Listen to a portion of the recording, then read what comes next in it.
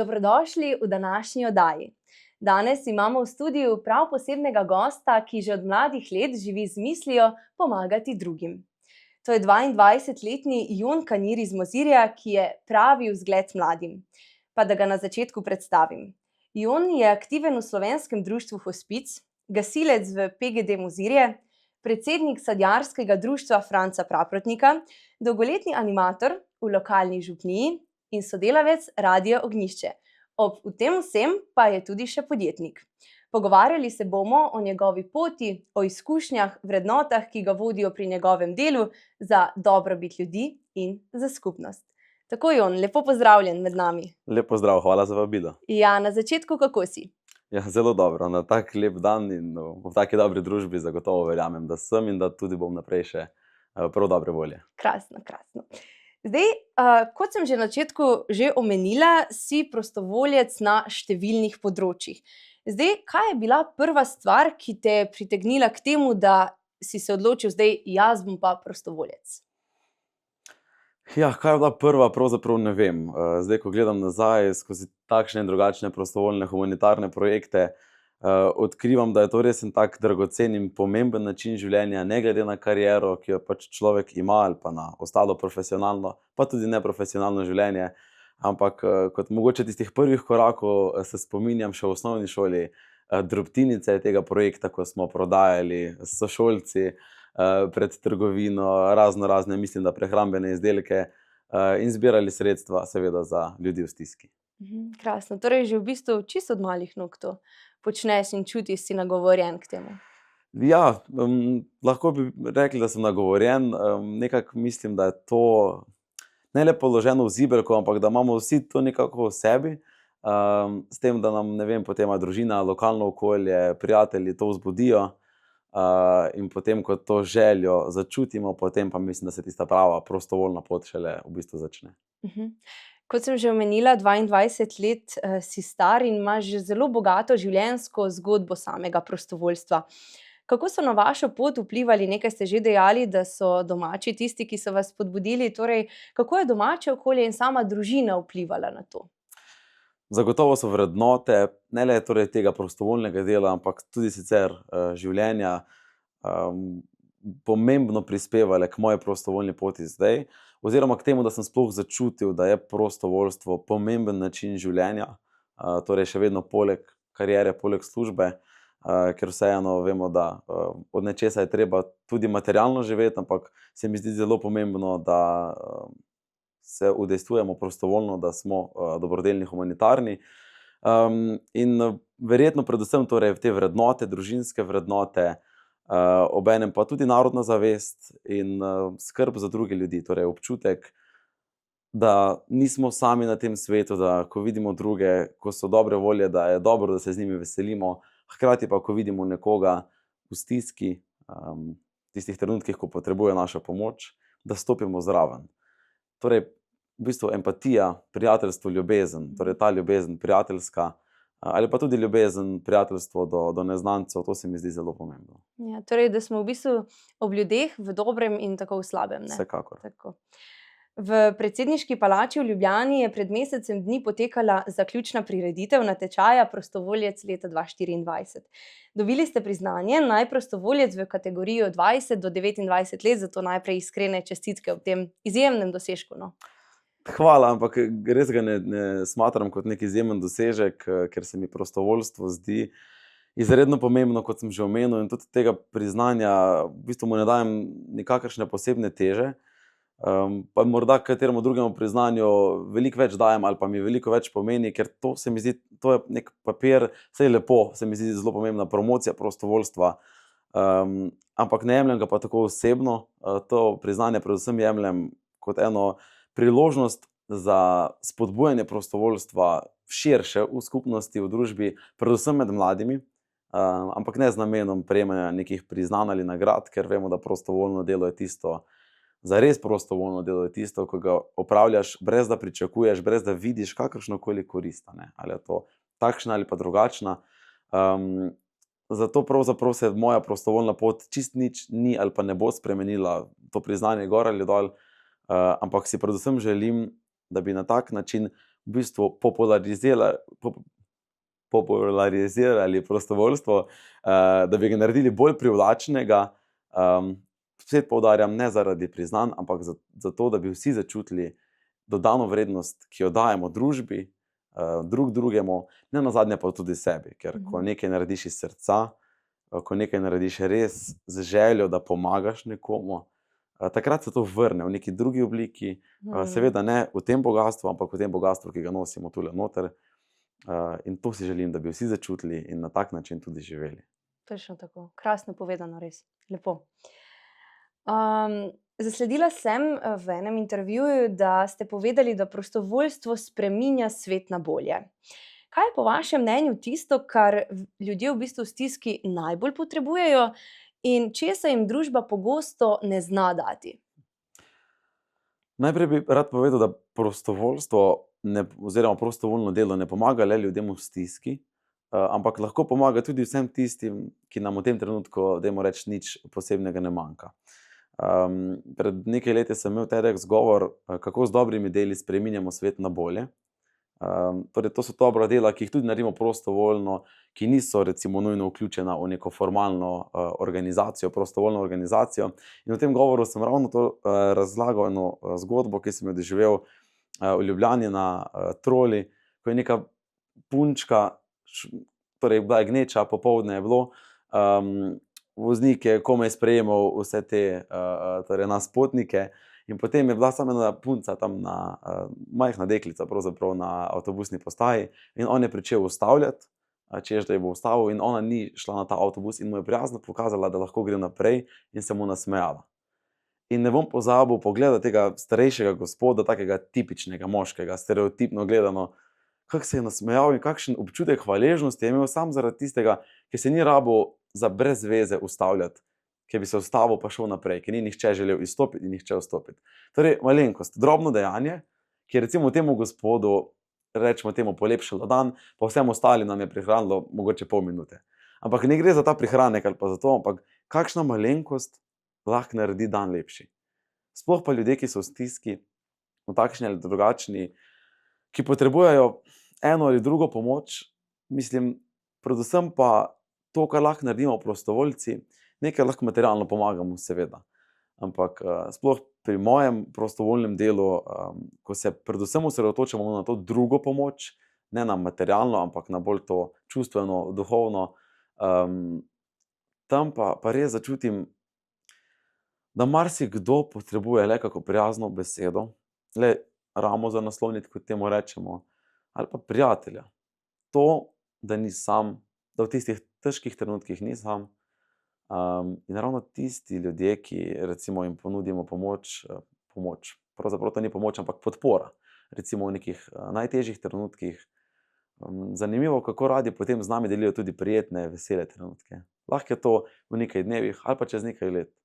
In v tistih težkih trenutkih se res vzpostavijo ene posebne vezi, odnos, iskren, globok odnos, ki ga sicer v današnjih časih pa mislim, da predvsem mladi velikokrat ne znamo ali pa ne želimo vzpostaviti, ker smo obremenjeni z nekimi zadevami, ki jim dajemo res veliko težo, pa so popolnoma nepomembne. Ko pa je nekdo v stiski, pa ko mu res pridemo pomagati, torej ga podpreti, recimo v Slovenskem društvu Hospic, ko pridemo na obisk spremljati umirajočo osebo, takrat, ko res podpreš iz vsega srca, ko prideš tja z nekim namenom, ko veš, da gre za zadnje obdobje, morda za zadnje dneve ali pa celo ure tistega uporabnika človeka, takrat se pa v pol ure vzpostavi takšna posebna, iskrena in dragocena vez, ki je mladi, žal pa tudi odrasli ali pa starejši, velikokrat ne znamo vzpostaviti v nekaj letih. Ravno zato, ker imamo neke filtre, neke prepreke, toliko enih pomembnih stvari, ki so res nepomembne v našem, torej zemeljskem svetu. Oziroma so pomembne tu, pa hitro izgubijo vrednost. Ker ko pogledamo recimo v tem primeru na življenje iz postelje umirajočega, šele takrat vemo, kaj v življenju zares šteje. Kaj bi pa vi na tem mestu zdaj naredili, da bi povabili še več mladih, da bi postali takšni kot recimo vi, da bi znali pristopiti, da bi znali pomagati? Torej, kaj se da na tem področju dejansko narediti? Ne želim si, da bi kdo postal kot jaz ali pa jaz kot kdo drug. Želim si le, ampak res iz srca si želim in upam, predvsem pa verjamem, da gremo v to smer, da bomo vsi mladi ali pa vsaj čim več nas, pa tudi odraslih in starejših, začutili to vrednost, ki jo lahko damo drug drugemu, družbi, svetu, z našim prostovoljnim delom. Da to ne gre le za neke drobne pozornosti, ali pa tudi, ker tudi te drobne pozornosti, to rad imenujem drobna dejanja ljubezni. Neke malenkosti, že res pomembno prispevajo v to, da bomo naš svet, našo družbo naredili lepšo, prijaznejšo in sočutnejšo. In zato vsem privoščim in si želim, da bi v prvi vrsti sami sebi dovolili in si hkrati omogočili, da jih prostovoljno delo nagovori. Pa naj bo to v formalni organizaciji ali pa čisto neformalno. Torej, recimo formalno v nekem slovenskem društvu Hospic, ali pa neformalno, ko razmišljam, da imam pa 2 uri časa, nič se mi zares, mogoče, ne vem, imam nekaj za narediti, ampak se mi ne ljubi, kaj bom zdaj, ali bom te 2 uri časa pač preživel, preživotaril, če se tako v narekovajih izrazim, ne vem, na kavču ob gledanju serije, ali pa razmišljam, imam sosedo, ki živi sama, ki je osamljena. Ali pa imam nekega soseda, ki recimo živi sam, pa vem, da si redko kdaj kaj skuha. Grem obiskat to sosedo. Grem temu starejšemu sosedu ali vsaj narediti družbo, ali pa mu recimo skuhati en obrok. To je eno majhno dejanje ljubezni, ki pa je v bistvu zelo veliko. Ne gre vedno za velike stvari. Ali pa ena misel enega svetnika me je zelo nagovorila, veliko stori, kdor stori malo. Ni treba narediti veliko, pa bomo vse naredili veliko. Seveda pa vse spodbujam, da čim več delamo prostovoljno, da teh drobnih dejanj ljubezni naredimo čim več in jih vpeljujemo v naš vsak dan, ne samo takrat, ko bomo imeli čas, ker bodimo iskreni, največkrat ga nimamo ali pa si ga samo ne vzamemo.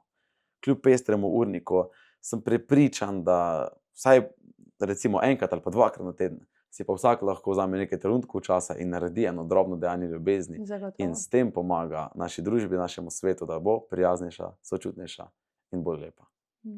Lepo.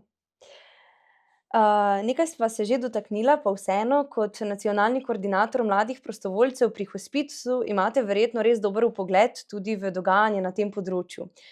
Tukaj me zanima, koliko je trenutno vključenih mladih v prostovoljstvo, kako jih v bistvu pridobivate, kako se v bistvu priključiti, pridružiti in kakšna je sploh naloga prostovoljcev v tem samem procesu? Ja, jaz sem se v Slovensko društvo Hospic vključil pri 18 letih, torej dobra 3 leta nazaj. Takrat nisem zares vedel, kaj vse to zajema, so me pa te teme zelo zanimale.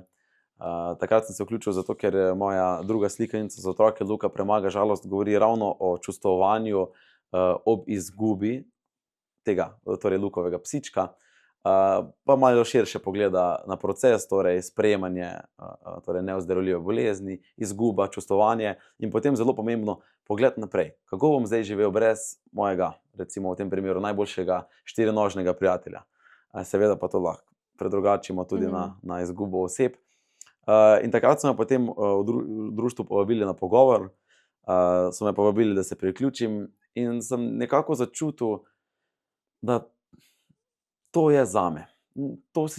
S tem se želim ukvarjati, čeprav nisem v bistvu takrat imel še pojma, kako v društvu delujejo, kako deluje tu prostovoljstvo, ampak sem zelo hvaležen, tudi to je bila ena izmed najpomembnejših odločitev v mojem življenju, da sem se priključil zraven in v teh torej dobrih 3 letih, ko sem čist iz nule, iz začetka dal kar nekaj usposabljanj skozi tudi nekaj izkušenj spremljanja tako umirajočih, žalujočih otrok in mladostnikov, kot tudi predvsem delam veliko na programu Detabuizacija smrti, sem opazil, kako se je moje življenje zares spremenilo na bolje, kako je bolj polno, bolj bogato, spet tule, ne tule, ampak to bogastvo je tisto, ki šteje, tisto, ki mi pomaga živeti.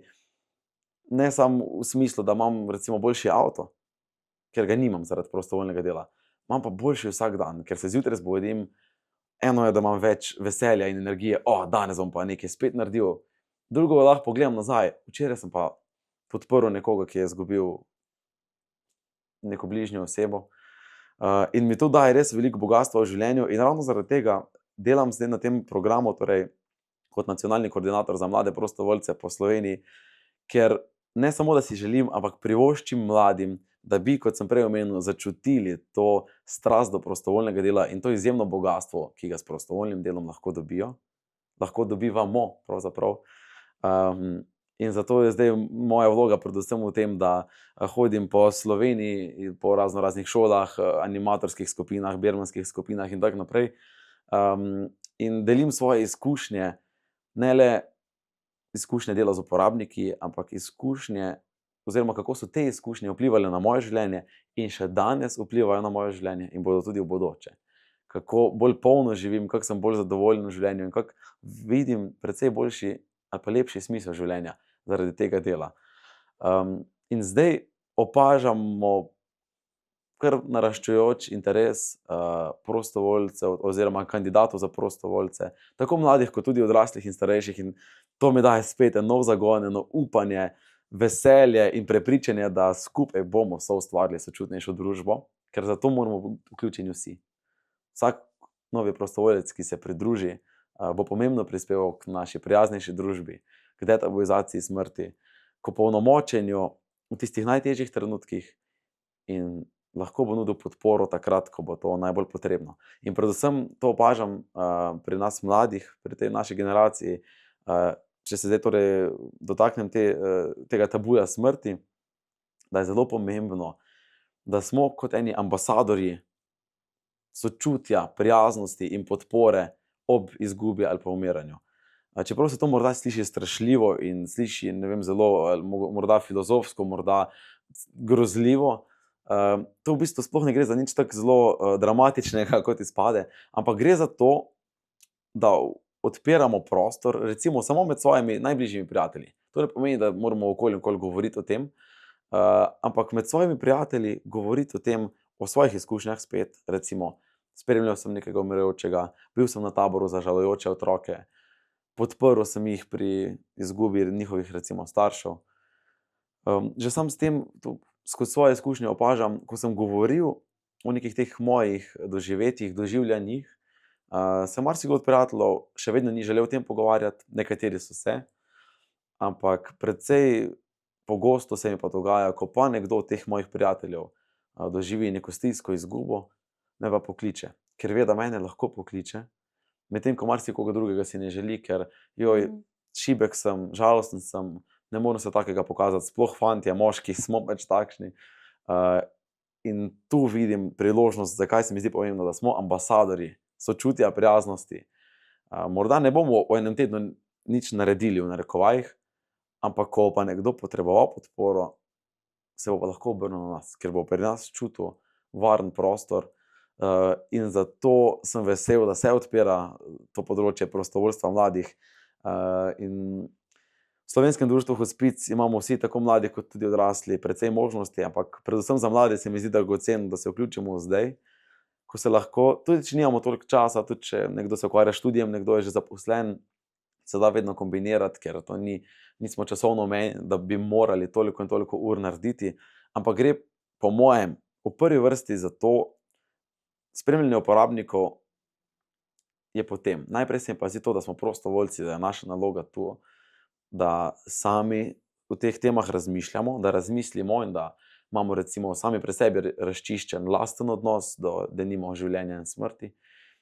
Potem pa, da samo z našim življenjem, skozi naše življenje detabuiziramo smrt, kot sem omenjal, z nekim preprostim pogovorom ali pa deljenjem izkušnje, ali pa s tem, da ko recimo nekomu od poznanih umre nekdo od bližnjih, da jaz recimo to delam, ko mi nekdo sporoči, da je recimo, ne vem, dedek umrl, pošljem vsem prijateljem ali pa vsem, no, torej vsem tistim, ki jih poznam od tega žalujočega, sporočila, njemu je umrl dedek, takrat je pogreb, a smo gremo skupaj tja, da ga na pogrebu podpremo, pa ne pozabimo nanj tudi potem, tudi čez en teden, čez en mesec in čez pol leta. Ker izguba ali pa žalovanje ne poteka samo v teh 3 dneh do pogreba ali pa 4, pa potem še 2 dni, zdaj pa itak mora živeti naprej, se nima časa žalovati, ampak žalovanje traja dlje.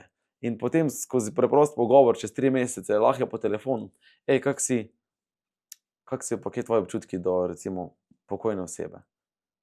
A se rad spomniš na njo? Kaj sta pa skupaj počela? Dajmo skozi to pripovedovanje zgodb, ko lahko malo vprašamo, kaj sta skupaj počela, česa se najraje spominjaš, pomagamo, podpremo to osebo pri žalovanju. In to je to. Na tak način ni treba samo spremljati nekih uporabnikov, nekih nepoznanih, ampak lahko že v svojem krogu prijateljev, družine, sorodnikov soustvarjamo sočutnejšo družbo. In mislim, a je kaj več kot to?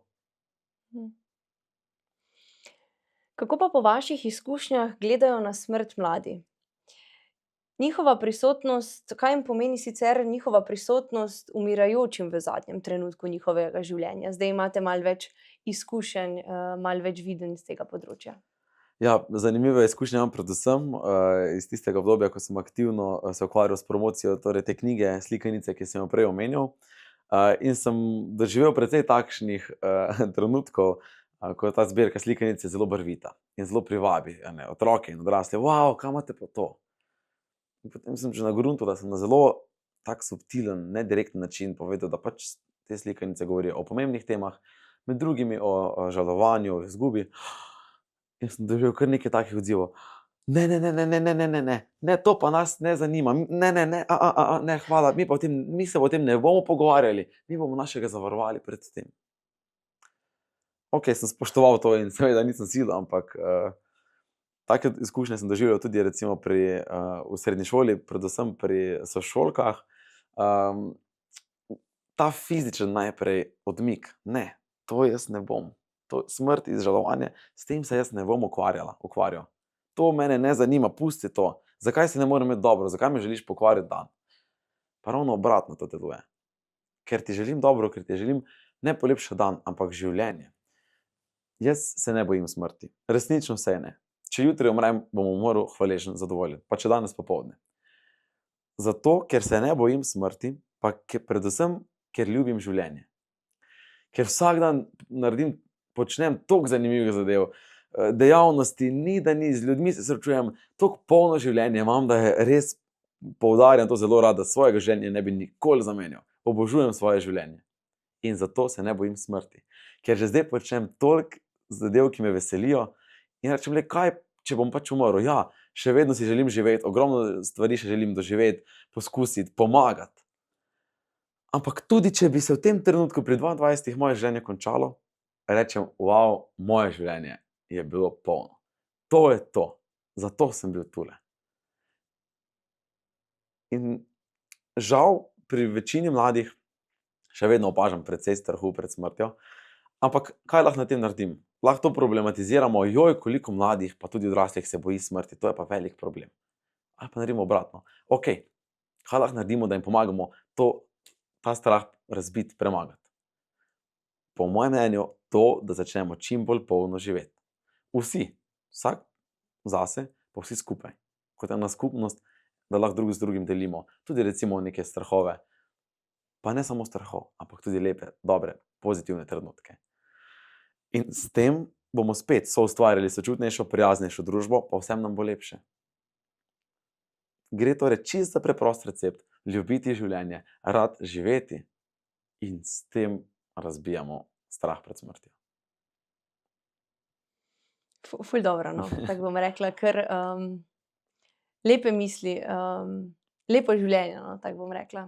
Krasno in čim več mladih bi moglo tako živeti, na takšen način razmišljati, ampak imam občutek, da rabijo neko pomoč, da rabijo neko, ne vem, da se lahko naslonijo na ramo nekoga, stisk roke, pač nekoga potrebujejo ob sebi, ne, vsak se ne zna na takšen način znajti to, ne, in zato imamo pač prostovoljce, zato imamo pač ljudi, ki radi delajo z mladimi in teh potrebujemo še več, no.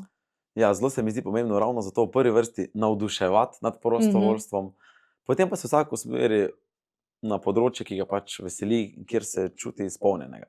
Za nekoga je to recimo res delo v Slovenskem društvu Hospic, pa spet poudarjam, precej mladih, torej tam okoli polnoletnosti, se že odloča za prostovoljstvo pri nas.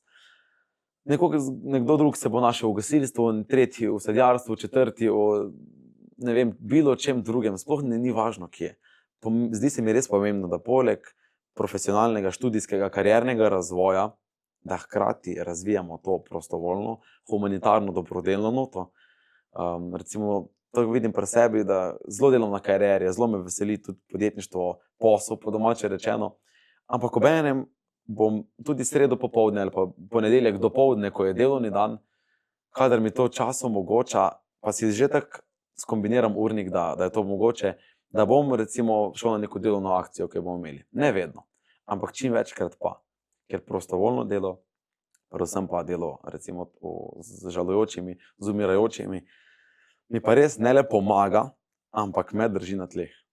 Sploh ni važno, koliko uspehov, dobrih poslov bom sklenil, ni važno, ker imam temelje, imam noge na tleh. Pa če bi jih želel dvigniti, me bo potegnilo nazaj na tla.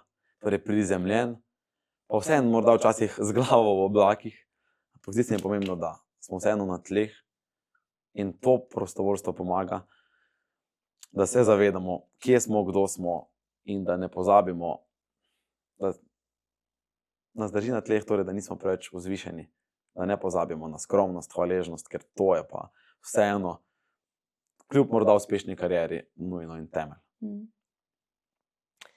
Ste tudi aktiven gasilec iz Mozirja, kraja, ki je bil močno prizadet v poplavah 2023, pa me zanima, če ste bili takrat zraven, če ste pomagali takrat. Ja, naša hiša k sreči ni utrpela teh pravih poplav, in smo ravno zaradi tega lahko vsi pomagali. Seveda, če bi imeli doma vodo, bi zagotovo se morali ukvarjati s tem. Tako smo pa lahko že prvo jutro vzeli lopate v trgovini, ko so bile brez elektrike vse. Smo s prodajalcem, potem ko se je odprla ob 8 zjutraj, sem šel hitro vprašati, če še imajo kakšne škornje in če mi jih lahko nekako prodajo. Čeprav ni bilo elektrike, pa sem s prodajalcem z lučkami svetla, da smo našla škornje, pa da si je napisal na listek, da je kasneje izdal račun, jaz sem mu pa plačal, da smo še hitro nabavili tisto zadnjo opremo, ki je pač nismo imeli doma, da smo lahko šli na pomoč sosedom, sorodnikom, pa tudi vsem možnim neznancem, ki so pač bili pomoči potrebni. To obdobje, skozi moje oči, ko hvala Bogu nas ni ta preizkušnja direktno, neposredno zadela, je bilo nekaj posebnega. Zdaj, če gledam striktno iz vidika tega prostovoljnega dela, takrat sem tudi jaz dal svojo kariero in službo na pauzo. In smo res bili, smo bili pravzaprav vsi na terenu, ne? Tako vsi mi iz teh lokalnih okolij, kot tudi iz cele Slovenije so prihajali pomagati.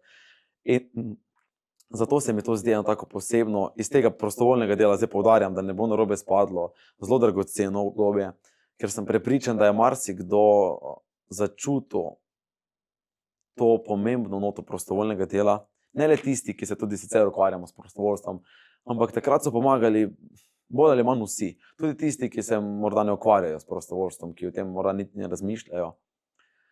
Pa zelo zanimive zgodbe, ko so ljudje prišli res urejeni, kot da grejo v kino, ampak so potem videli, da niso samo rožice, lepe obleke in recimo kino, ampak da je treba pomagati v umazanem okolju, v stiski.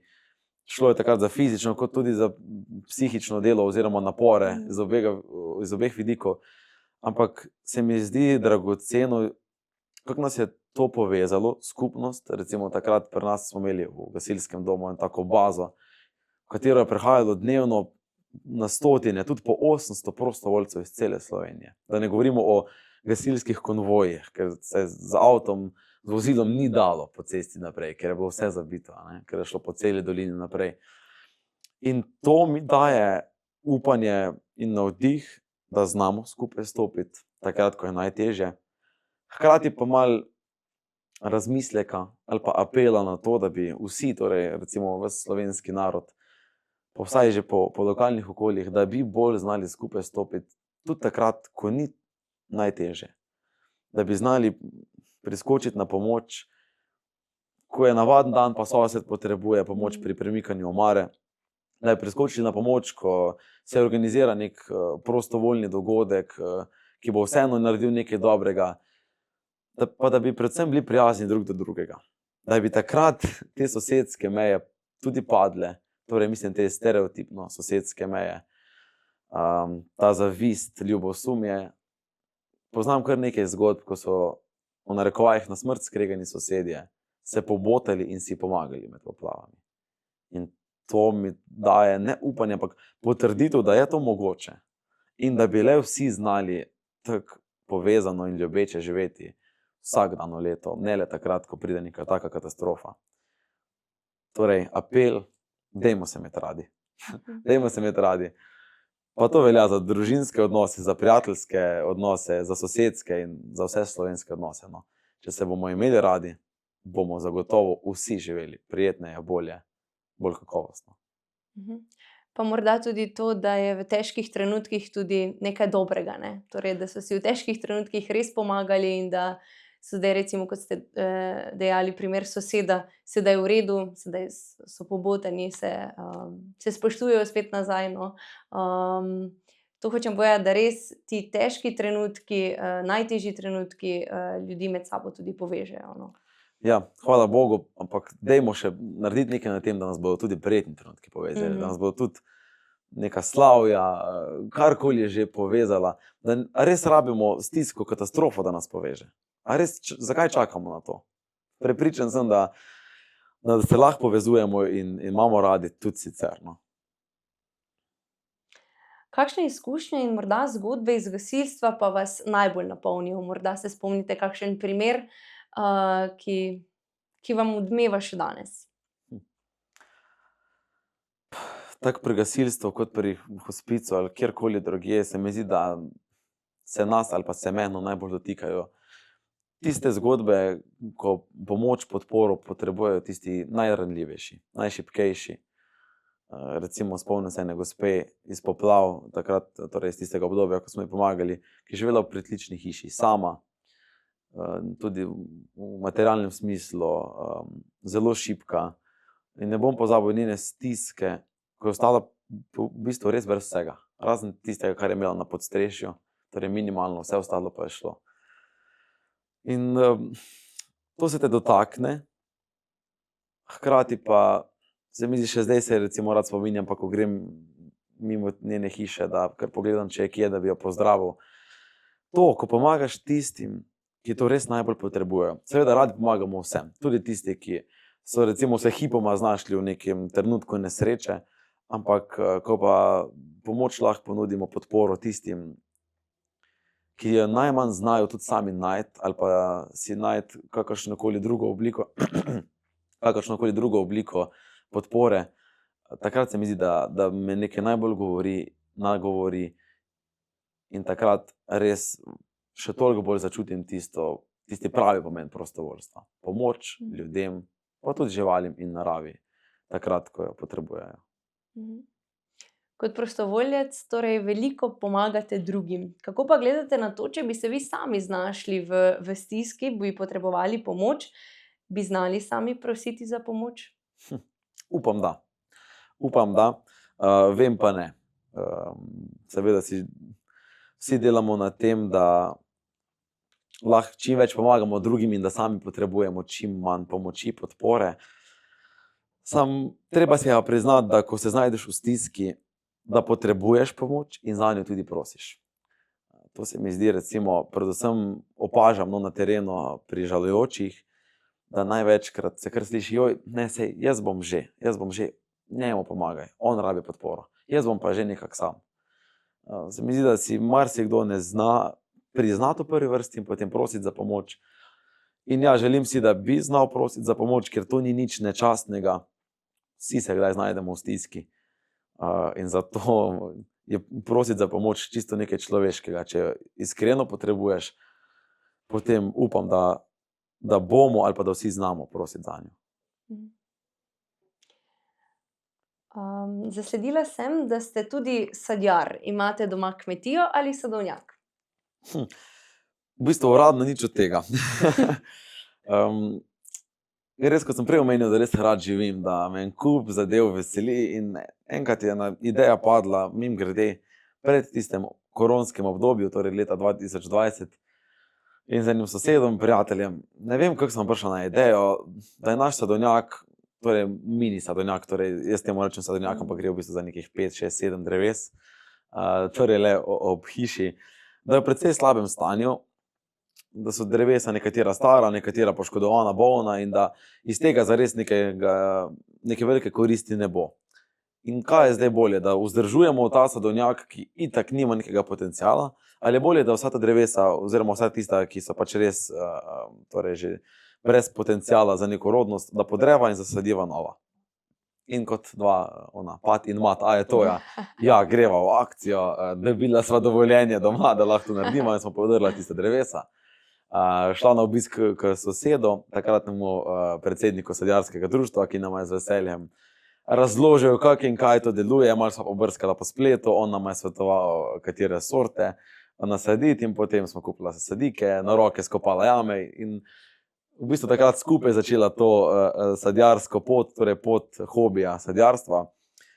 In potem z leti mi je ta hobi res zdaj, recimo, predvsem, ko je prerasel in mi zdaj predstavlja res en odmik od vseh skrbi, predvsem, kar se tiče podjetništva, posla in kariere, ker je veliko in vsakdanjih izzivov, stresa, ogromno dela, včasih premalo spanca. In karkoli delam, tudi če se vozim v avto, še vedno v glavi premlevam in rešujem neke izzive. Ampak sadjarstvo mi pa predstavljam tak temelj, priložnost, da se pa res umirim, pozabim na vse ostale skrbi. Ker takrat malo šali, ampak zelo zares pa povem, da takrat je največji problem, a bom odrezal to vejico ali tisto. In mi pomaga to, da se umirim, da se povežem z naravo, da odmislim vse skrbi, pa da sem v naravi, v zelenem, na svežem zraku, stran od računalnika. In mi to predstavlja res en hobi, ki pa ne nazadnje ploden, tudi dobesedno.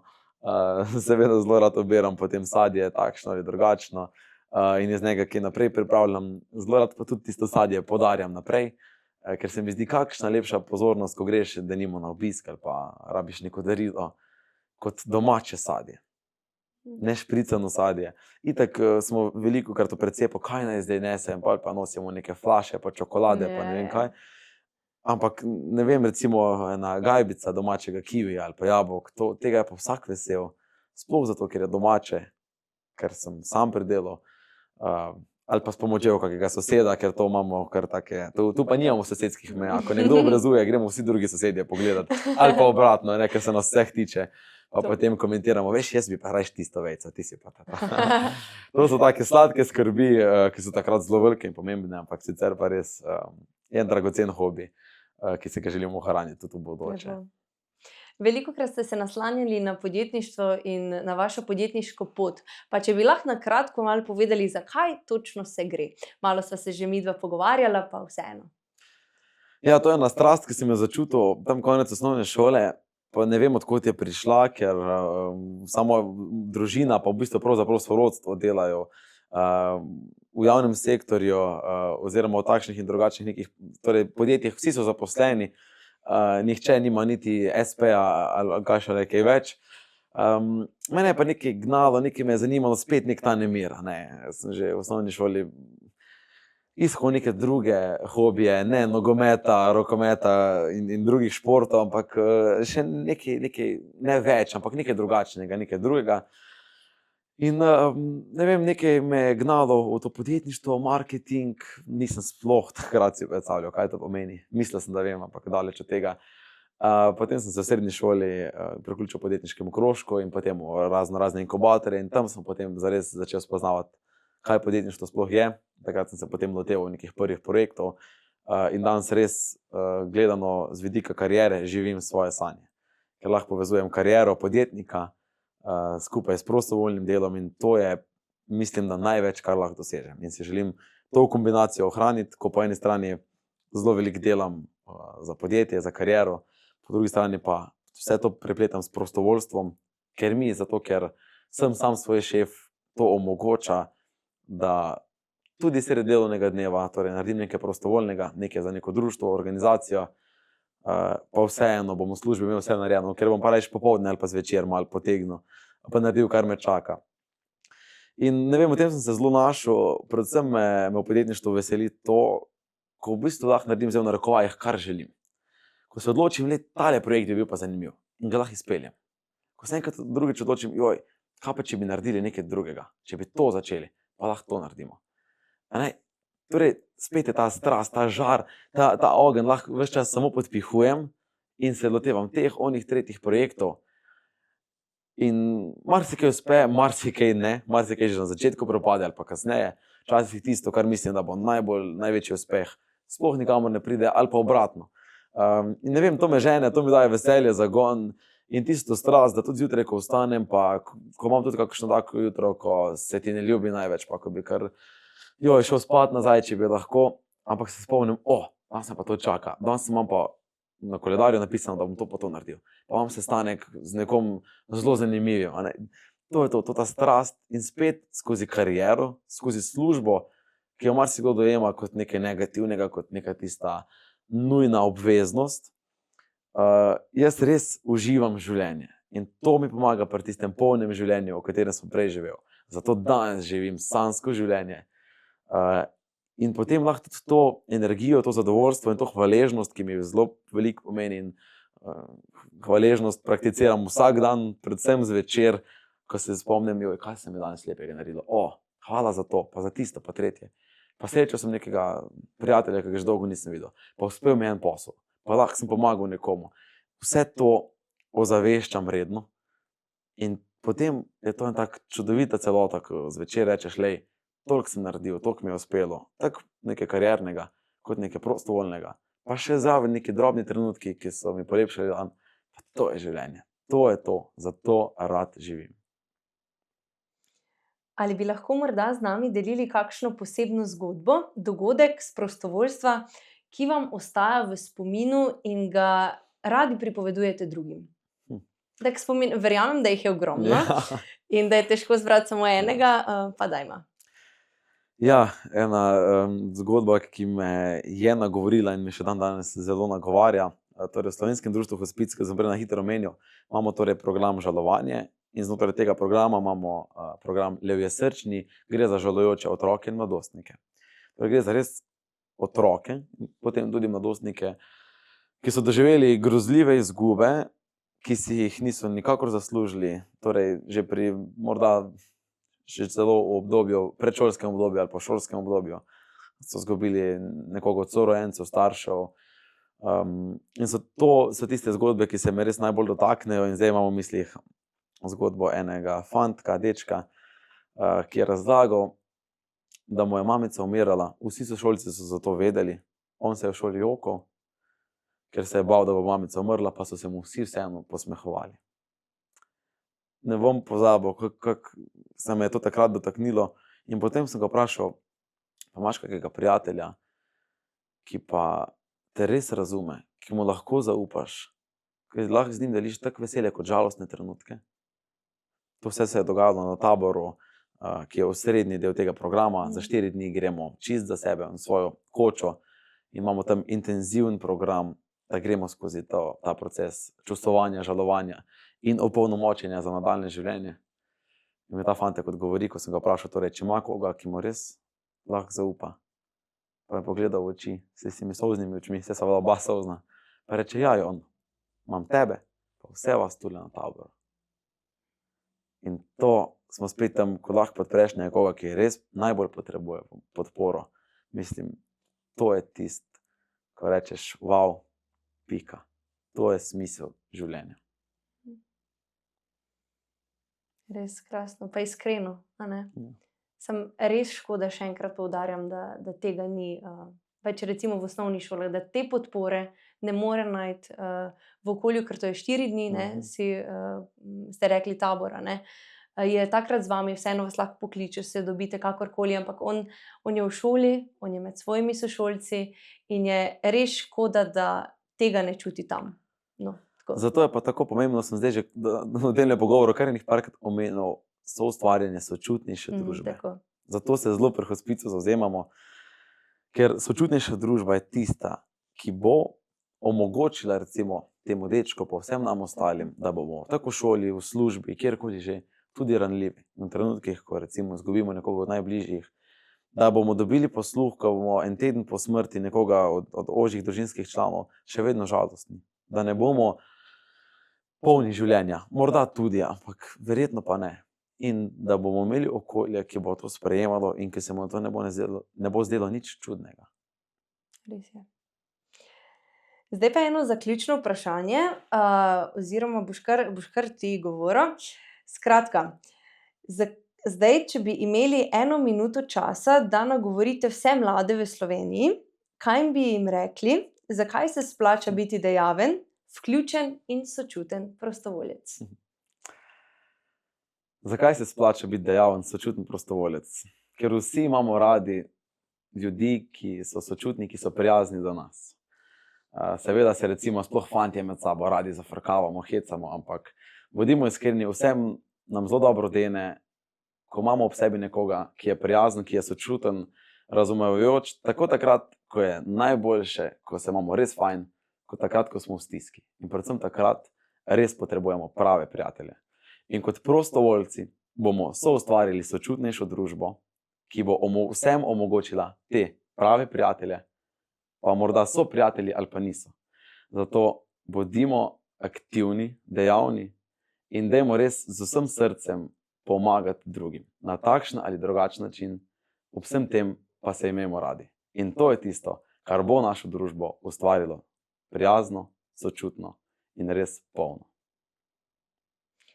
Ivan, najlepša hvala za krasen pogovor, za vse iskrene besede, za vse modre besede.